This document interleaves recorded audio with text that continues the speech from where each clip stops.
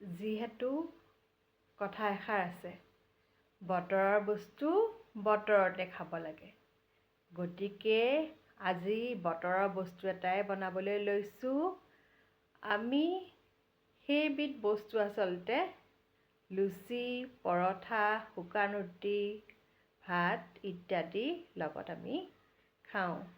খাবলৈ যে ইমান সোৱাদময় হয় আৰু ৰন্ধাটো যে আৰু সহজ বুলি ক'ব পাৰি, একেবাৰে সোৱাদ লগা, জুতি লগা বুলি যে কয়। আহকচোন আপোনালোকক মই এতিয়া ৰেচিপিটো দেখুৱাই আছোঁ।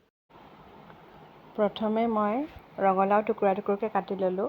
পিঁয়াজ, নহৰু, আদা, বিলাহী এনেকৈ টুকুৰা টুকুৰকৈ কাটি ল'লোঁ। আদা, নহৰু অকণমান মই স্লাইচত মাৰি ল'লোঁ। এতিয়া মিঠাতেল ব্যৱহাৰ কৰিছোঁ। সাধাৰণতে যিকোনো খাদ্য বনাওঁতে মিঠাতেলেই ব্যৱহাৰ কৰা হয়। মিঠাতেলত পাঁচফোৰণ দুটামান দি দিলোঁ। পাঁচফোৰণ দুটামান দিয়াৰ পাছত যিখিনি চব্জি কটা হৈছিলে সেই কটা চব্জিখিনিও দি দিছোঁ। আপোনালোকে বাৰু ধৰিব পাৰিছেনে আজি মই কি ৰেচিপি বনাম বুলি ভাবিছোঁ। তাৰপাছতে মই আলু এনেকৈ কাটি দিছোঁ। আন্দাজমতে নিমখ, হালধি, জিৰা গুড়ি, ধনিয়া গুড়ি, গৰম মছলা গুড়ি এই গোটেইখিনি দি দিছোঁ। গৰম মছলা বুলি ক'বলৈ গ'লে মই শেষত দিয়া নাই, আগতীয়াকৈ দি দিছোঁ। এতিয়া অকণমান লৰফৰ কৰি ভাজি ল'ম।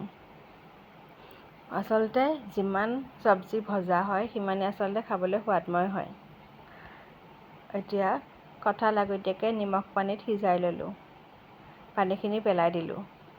পানীখিনি পেলাই দিলে আচলতে কেঁহা ভাৱটো কঁঠালত নাথাকে। এতিয়া মই কঁঠালো এনেকৈ দি দিছোঁ, যিখিনি আচলতে সিজাই লোৱা হৈছিলে। লগতে চব্জি আৰু কঁঠাল এই গোটেইখিনি একেলগে মিশ্ৰণ কৰি মিক্স কৰি ল'ম। অলপ দেৰি পাছত আপোনালোকে গৰম পানী অকণমান দিলে আৰু ভাল হয়। পানী দিয়াৰ পাছত মই গাখীৰ অকণমান দি দিছোঁ। গাখীৰ অকণমান দিলে আচলতে কঁঠালখিনি খাবলৈ বহুত সুন্দৰ হয়, কেঁহা ভাৱটো নাথাকে। শেষত ঘি অকণমান দি দিলোঁ। এতিয়া আমাৰ ৰুটি, পৰঠা, শুকান ৰুটি, বিশেষকৈ ক'বলৈ গ'লে ভাত ইত্যাদিৰ লগত আমি খাব পৰাকৈ কঁঠালৰ মুচিৰ তৰকাৰীকণ হৈ গ'ল বুলি ক'ব পাৰি।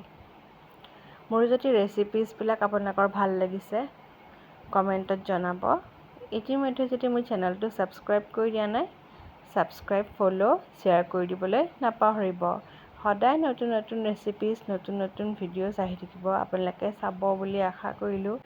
আগতে যেনেকৈ ছাপোৰ্ট কৰি আছিলে ঠিক একেদৰে যাতে ছাপোৰ্ট কৰি থাকে বুলি মই আশা কৰিলোঁ।